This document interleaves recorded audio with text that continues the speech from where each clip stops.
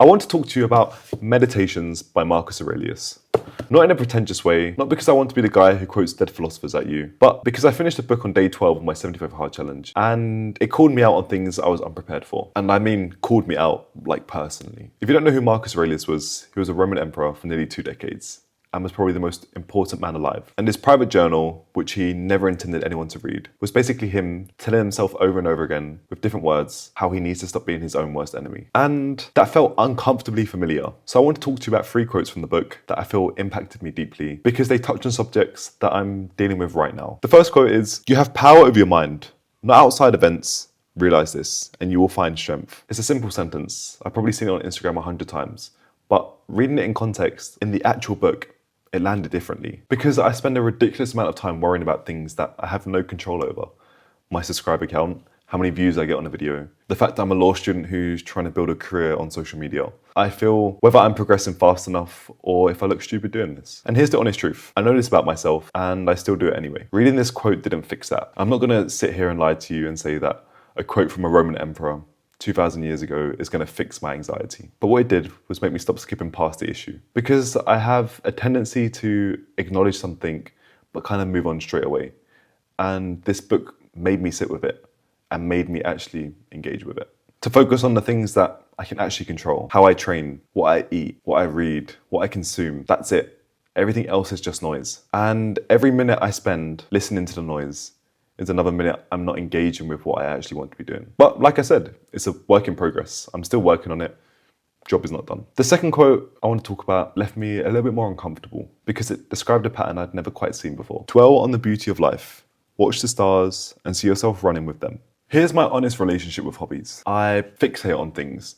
I want the end result straight away, just to say I am that person. I bought a road bike and bought all the cycling gear to say I was a cyclist. I bought a bunch of Pokemon cards and started collecting them to say I was a Pokemon enthusiast. I bought a guitar and dedicated 2 months of my time to trying to learn it, to say I could play the guitar. But somewhere along the way, I realized I was never really doing it. I was just focusing on the end result, the finished version. And because the end product never arrives fast enough, I lose interest and I move on. I did it with the guitar, I did it with the Pokemon, I did it with the cycling. I also did it with fitness for the first time.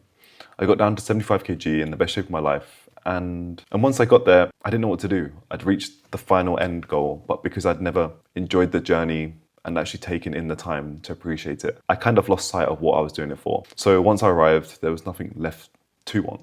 And then I got diagnosed with chronic fatigue and my fitness plateaued and regressed a lot. And I'd lost that identity around being fit, which hurt more than the weight gain itself, honestly, because I'd never actually learned to love the process. I just loved to be able to say that I was that person. However, Marcus tells you to run with the stars, not to just stand there and point where the stars are going. The beauty is in the moment, not the arrival. And I'm only just starting to realize what that means. I did a 5K run in the rain yesterday, and initially I was pissed off and annoyed because who wants to run in the rain? But then I realized that there's beauty in showing up even in moments that you don't want to, because that's where you're stacking a brick on who you want to be. And also, I shouldn't view these days as a stepping stone to the next day. That day was the target. That day was the goal. That day was the achievement. Instead of trying to combine it every day systematically, I need to realize that the energy I'm putting in right now isn't wasted. Just because I don't have the body I want or the physique I want isn't a negative, and it's not the end point. The end point is every single day. And I've not miraculously fixed my mindset on this point either. I still have goals that I want to achieve and I'm working towards every single day. But I need to learn to detach these goals from my day-to-day tasks. But I just need to focus on appreciating building something instead of just waiting for it to be built. Okay, and the third quote is probably the most important one to me specifically. The happiness of your life depends upon the quality of your thoughts. I am my own worst enemy, and I don't say that as a figure of speech. I genuinely would be shocked if my friends spoke to me how I speak to myself. There is no external force that is doing as much damage as the voice inside my head. That voice, that self-doubt that instantly tells me when I post a video that I'm not good enough, no one's gonna watch it, no one cares for what I have to say. It's intense. That voice has stopped me from starting things up. It stopped me from finishing things. And it's frustrating because I would never speak to anyone like that, but I don't extend myself that same grace. And Marcus understood this. He wrote in his journal literally just to correct his way of thinking.